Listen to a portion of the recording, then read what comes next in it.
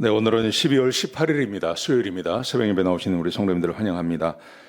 말씀 나누기 전에 공동기도 제목으로 기도하시겠습니다. 배옥진 집사의 뇌졸중을 치료해 주십시오. 언어가 회복되고 오른쪽 팔다리에 힘이 생겨나도록 해주십시오. 권하자 집사가 다시 걷도록 해주십시오. 이승학 성도의 뇌종양 치료가 잘 되게 해 주십시오. 권현민 형제를 치료해 주십시오. 김에브라임 형제가 신장 이식을 속히 받도록 해주십시오. 김시희 집사가 걷도록 해주십시오. 오시오 선교사의 건강을 회복시켜 주십시오. 데이비박 형제의 건강을 회복시켜 주십시오. 예수님의 이름으로 기도합니다. 아멘. 오늘 본문의 말씀은 요한계시록 18장 1절에서 8절까지 말씀입니다. 귀신 들림의 증거라는 제목으로 하나님 말씀 함께 나누시겠습니다. 우리는 귀신 들렸다 그러면 그냥 세상적으로 생각합니다. 그래서 뭐 이상한 말을 한다든지 행동을 한다든지 하는 것을 우리는 귀신 들렸다 그렇게 말합니다. 여러분, 그런데 귀신은 바보가 아닙니다. 귀신은 특별히 사탄이라고 말할 수 있죠. 사탄 들림의 증거. 그것은 사탄은 바보가 아닙니다.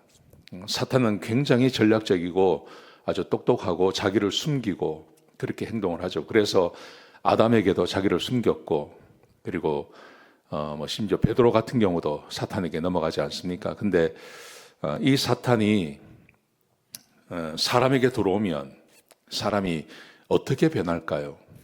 우리가 그냥 세상적으로 말하는 귀신 들림이라고 본다면 진짜 사탄의 전략을 우리가 잘 모르고 있는 겁니다. 오늘 본문에 보시면 바벨론에 대한 이야기인데요. 18장은 바벨론이 어떤 죄를 지었는지를 우리에게 이야기하고 있습니다. 근데 바벨론이라는 것은 우리가 잘 아는 것처럼 사탄의 졸개, 사탄이 쓰고 있는 그 짐승의 또 다른 모습이 바로 이 바벨론입니다.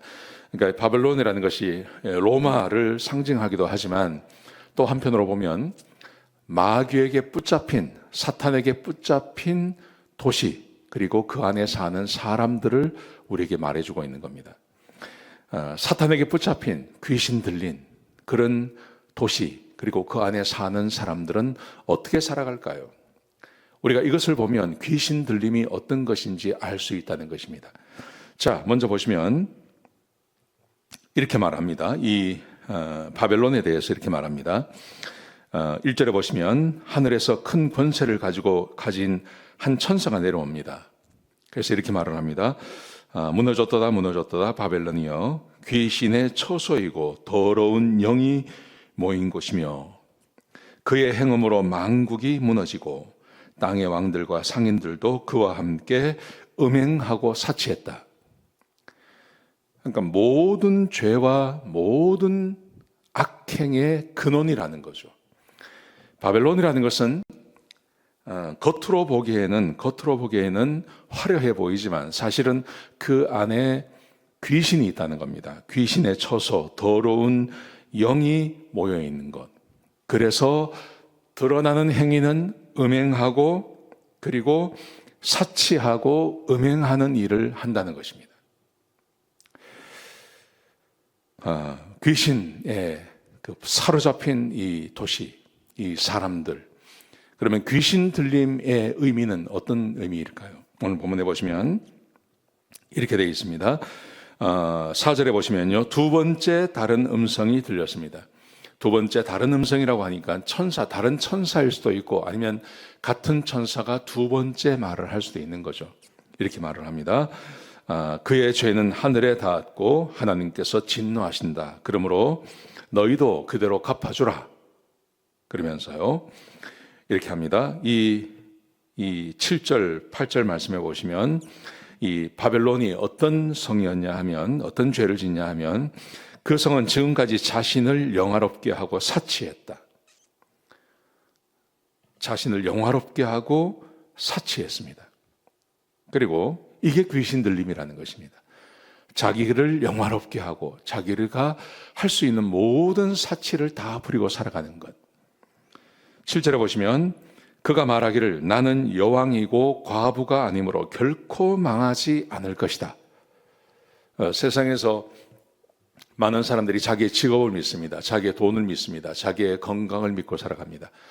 그래서 나는 절대로 망하지 않고 나는 내가 원하는 것을 마음껏 하며 살아갈 수 있다고 믿는 그 사람들, 그게 바로 귀신 들린 거라는 거예요.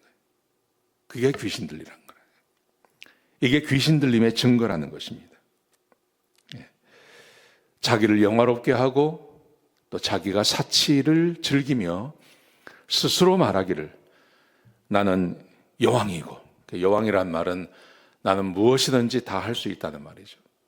나는 많은 것을 가졌고 나는 여왕이고 그래서 나는 절대로 망하지 않고 그렇게 살아갈 수 있다고 말하는 사람들, 하나님을 의지하는 마음이 전혀 없는 사람들, 하나님을 의지하거나 하나님 앞에 겸손하거나 주님 앞에 나와서 자기의 삶을 고백하고 죄를 고백하고 하나님의 용서를 구하는 것이 전혀 없는, 나는 내가 하고 싶은 것 마음껏 할 수 있고 그리고 나는 많은 것을 가졌으므로 나는 절대 망하지 않는다고 말하는 것, 이게 바로 귀신 들린 거라는 거죠.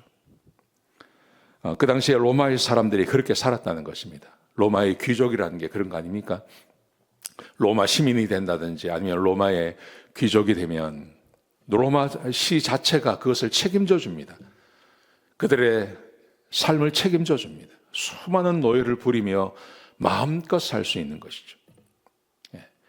이게 뭐냐 하면 로마는 귀신의 처소이고 그리고 더러운 영들이 모여 있는데 귀신과 더러운 영들이 사람들에게 하는 일은 하나님을 잊어버리고 나는 많은 것을 가졌기 때문에 나는 여왕이고 나는 절대로 망하지 않는다, 그렇게 생각하고 사치하며 그렇게 음행하며 살아가는 사람들, 그게 바로 귀신 들림의 증거라는 거죠. 우리 그리스도인들도 그렇게 그럴 수 있습니다. 사실은 하나님께서 우리 그리스도인들에게 복을 주지 않습니까? 하나님께서 하나님을 잘 섬기는 사람들에게 하나님께서 복을 주십니다. 근데 그 복을 받은 사람들 대부분이 전부라고는 생각하지 않습니다.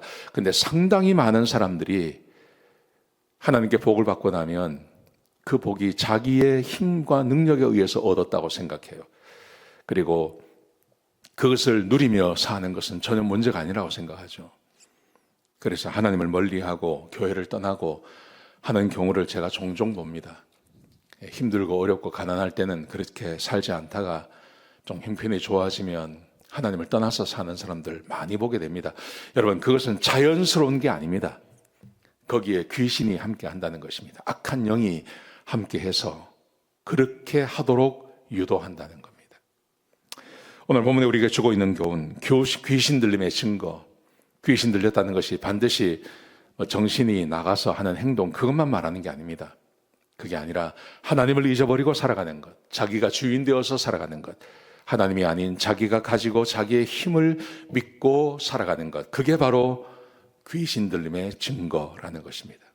혹시 이런 분들이 계시다면 즉시 회개하고 돌아오셔야 될 것입니다. 그래야 하나님이 용서하십니다. 또 이런 유혹이 와도 거기에 빠지지 말아야 할 것입니다. 그게 그리스도인의 삶입니다. 기도하시겠습니다. 아버지 하나님, 귀한 말씀 주셔서 감사를 드립니다. 하나님, 귀신 들림에 빠지지 않게 하시고 성령의 충만한 삶을 살게 하여 주옵소서. 한 사람도 헛된 인생 살지 않게 하여 주옵소서. 망하는 그 길로 가지 않도록 인도해 주시옵소서. 예수님의 귀하신 이름으로 간절히 기도드렸습니다. 아멘.